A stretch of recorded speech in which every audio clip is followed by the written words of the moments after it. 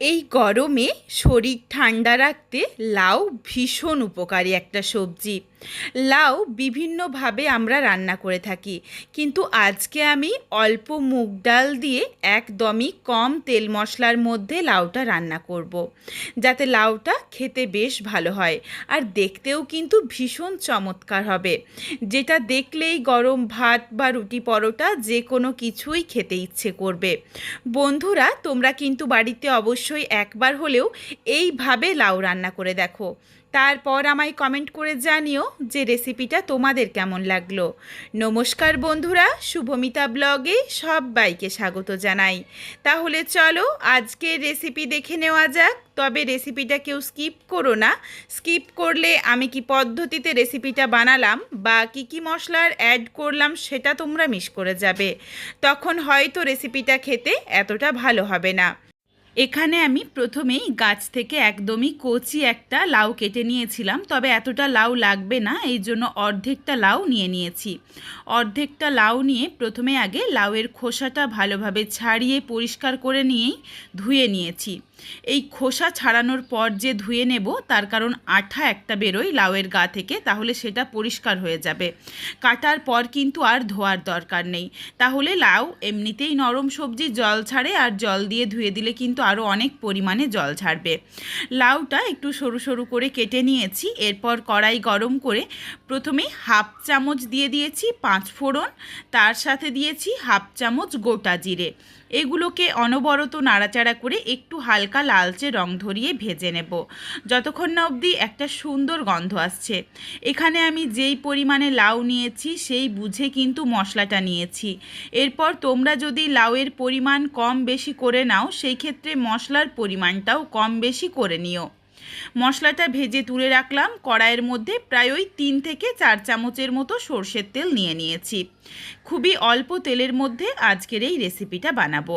তেল গরম হয়ে গেলে প্রথমেই সামান্য একটু বিউলির ডালের বড়ি দিয়ে দিয়েছি। বড়ি দিয়ে নাড়াচাড়া করে বড়িটা বেশ লাল করে ভেজে নিচ্ছি। আর যেই মশলাটা দেখো ভেজে নিয়েছিলাম, সেই মশলাটা একদম ঠান্ডা করে তারপর গুঁড়ো করে নিয়েছি। কড়াইয়ের মধ্যে বাকি যেটুকু তেল রয়েছে এই তেলের মধ্যেই বাকি রান্নাটা করে নিচ্ছি, আর তেল দিচ্ছি না।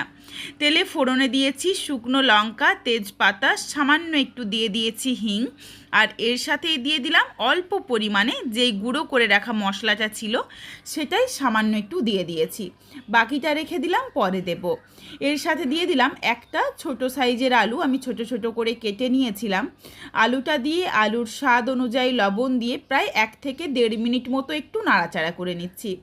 খুব বেশি ভাজার দরকার নেই, শুধুমাত্র আলুটা হালকা করে একটু ভেজে নেব।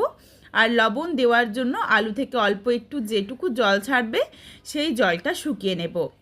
মিক্সিং জারে দিয়ে দিলাম ছোট্ট সাইজের একটা টমেটো, খুবই অল্প পরিমাণে আদা, কাঁচা লঙ্কা। ঝালটা তোমরা যেমন খাবে সেই বুঝে কাঁচা লঙ্কাটা দিয়ে নিও, কারণ এই রেসিপিটার মধ্যে ঝালটা কিন্তু কাঁচা লঙ্কারই হবে। পেট ঠান্ডা রাখতে কাঁচা লঙ্কা খুবই উপকারী। আলুটা হালকা করে ভেজে নিয়ে দিয়ে দিলাম বেটে রাখা মশলার পেস্ট। বাটা মশলা দিয়ে নাড়াচাড়া করে বেশ কিছুক্ষণ সময় নিয়ে মশলাটাকে কষিয়ে নিয়েছি। মশলার যখন কাঁচা গন্ধ চলে গেছে, এরপর এখানে কিছু গুঁড়ো মশলা দিচ্ছি। প্রথমেই দিয়ে দিলাম পরিমাণ অনুযায়ী হলুদের গুঁড়ো, আর হাফ চামচ দিয়েছি কাশ্মীরি রেড চিলি পাউডার। এটা দিলাম কালারের জন্য, তবে এটা সম্পূর্ণ অপশনাল, তোমরা চাইলে দিতে পারো, না চাইলে বাদ দিতে পারো। কারণ যারা চাইছো যে একদমই স্বাস্থ্যকরভাবে রেসিপিটা বানাবে, কোনো রকম কালারও আসবে না, তারা কিন্তু অবশ্যই বাদ দিয়ে দিও, তার কারণ এটার জন্য শুধু একটা সুন্দর রং আসবে।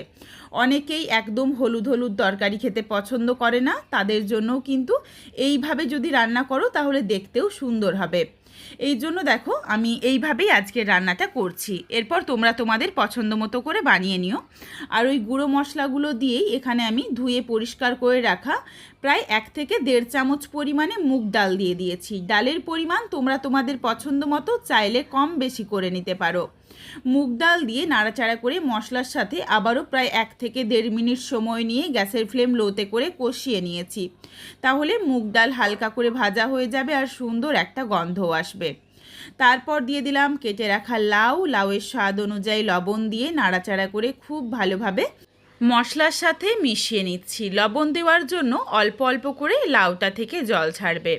তবে এই রান্নাতে লাউয়ের পুরো জল ছাড়া অবধি কিন্তু ঢাকনা দিয়ে রান্নাটা করা যাবে না, তার কারণ তাহলে এই ডালগুলো সেদ্ধ হবে না। লাউটা দেখো আমি কিছুক্ষণের জন্য একটু ঢাকনা দিয়ে ঢেকে রাখছি, প্রায় 1 থেকে 1.5 মিনিটের জন্য। এরপরই অল্প অল্প করে লাউটা থেকে জলটা ছাড়তে শুরু করেছে। এই সময়ই কিন্তু এখানে আমি আবারও কিছুটা জল দিয়ে দেব। তাহলেই মুগ ডালগুলো যদি জলের মধ্যে ডুবে থাকে তাহলে কিন্তু সহজেই মুগ ডালটা সেদ্ধ হয়ে যাবে। তা না হলে লাউ একদম গলে যাবে আর মুগ ডাল কিন্তু সেদ্ধ হবে না। তো এই সময় দেখো আমি বেশ খানিকটা জল দিয়ে দিয়েছি। জল দিয়ে নাড়াচাড়া করে মিশিয়ে নিচ্ছি। মুগ ডালটা এমনভাবে সেদ্ধ করব যাতে একটু ছিপড়ে ছিপড়ে থাকে, একদম গলে না যায়। একদম গলে গেলেও কিন্তু রান্নাটা খেতে এতটা ভালো লাগে না। খুবই সুন্দর দেখো একটা কালার চলে এসেছে রান্নাটার মধ্যে। সুন্দরভাবে যখন জলটা গরম হয়ে গেছে, যেটুকু জল দিয়েছিলাম, এই সময় গ্যাসের ফ্লেম লোতে করে দিয়ে ঢাকনা দিয়ে কিছুক্ষণ সময় নিয়ে এটা একটু সেদ্ধ হয়ে যাওয়া অবধি অপেক্ষা করব। কিছুক্ষণ ঢাকনা দিয়ে ঢেকে রেখেছিলাম, দেখো বেশ খানিকটা সেদ্ধ হয়ে গেছে, কিন্তু ডালগুলো আর একটু গোটা রয়েছে। এটা আর একটু সেদ্ধ করে নেব, আর মিনিট 3-4 সময় হলেই কিন্তু রান্নাটা হয়ে যাবে। কিছুক্ষণ পর ফেরত এসেছি, ডালটাও ভালোভাবে সেদ্ধ হয়ে গেছে। ডালটা এমনভাবে সেদ্ধ করছি দেখো বেশ গোটা গোটা রয়েছে, অথচ হাতে করে চাপ দিলে সুন্দরভাবে নরম হয়ে যাচ্ছে। ঠিক এইভাবে করেই মুগ ডালটা সেদ্ধ করে নিয়েছি। আশা করছি এই মুগ ডালটা দেখেই তোমরা বুঝতে পারছো যে সুন্দরভাবে ডালগুলো দেখো ফেটে গেছে, কিন্তু বেশ গোটা গোটাও রয়েছে। এই সময় এখানে দিয়ে দিচ্ছি 1/2 চামচ পরিমাণে চিনি। চিনিটা কিন্তু অবশ্যই দিও, তাহলে টেস্টটা ব্যালেন্স হয়ে যাবে। আর দিয়ে দিলাম ভেজে গুঁড়ো করে রাখা মশলা। এর সাথেই দিয়ে দিচ্ছি ভেজে রাখা বড়িটাও, তার কারণ বড়ির মধ্যেও অল্প পরিমাণে জল টেনে নেবে। এখানে কিন্তু তোমরা যেমন পছন্দ করো সেই রকম একটু গা মাখো বা আর একটু ঝোল ঝোল রাখতেই পারো, তোমরা যেটা খেতে পছন্দ করো। আমি আমার পছন্দ মতো করেই কিন্তু বানিয়ে নিয়েছি। এটা আমি বেশ একটু মাখো মাখো করেই বানালাম। রেসিপিটা দেখো একদম রেডি হয়ে গেছে। এরপর নাবিয়ে নেব। নাবিয়ে নেওয়ার আগে দিয়ে দিচ্ছি 1/2 চামচ পরিমাণে ঘি। ঘি দেওয়ার সাথে সাথেই গ্যাসের ফ্লেমটা অফ করে দিয়েছি, যাতে সুন্দর ঘিয়ের গন্ধটা রান্নাটার সাথে থেকে যায়। নাড়াচাড়া করে মিশিয়ে নিয়েছি আর ঢাকনা দিয়ে 5 মিনিটের জন্য স্ট্যান্ডিং টাইমে রাখবো। তারপর রেসিপিটা নাবিয়ে নেব। বন্ধুরা বাড়িতে অবশ্যই একবার হলেও এই গরমের দুপুরে এই লাউয়ের রেসিপিটা রান্না করে দেখো। খুবই অল্প তেল মশলার মধ্যে যেমনই সুস্বাদু তেমন কিন্তু স্বাস্থ্যকর এই রেসিপিটা। আর বাড়িতে অবশ্যই একবার হলেও এই রান্নাটা করে আমায় কমেন্ট করে জানাতে ভুলো না রেসিপিটা তোমাদের কেমন লাগলো। তোমাদের যদি ভালো লাগে তাহলে অবশ্যই প্রিয়জনদের সাথে শেয়ার করে নিও।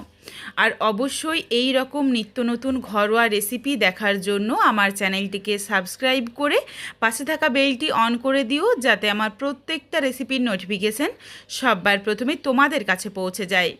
আবারও খুব শীঘ্রই হাজির হচ্ছি ঘরোয়া নতুন কোনো এক রেসিপি নিয়ে। পরবর্তী রেসিপি দেখার আমন্ত্রণ রইল। পুরো ভিডিওটা দেখার জন্য অসংখ্য ধন্যবাদ। তাহলে আজকে আসি, সবাই ভালো থেকো, সুস্থ থেকো। আবারও শীঘ্রই দেখা হচ্ছে কিন্তু ঘরোয়া নতুন কোনো এক রেসিপির সাথে।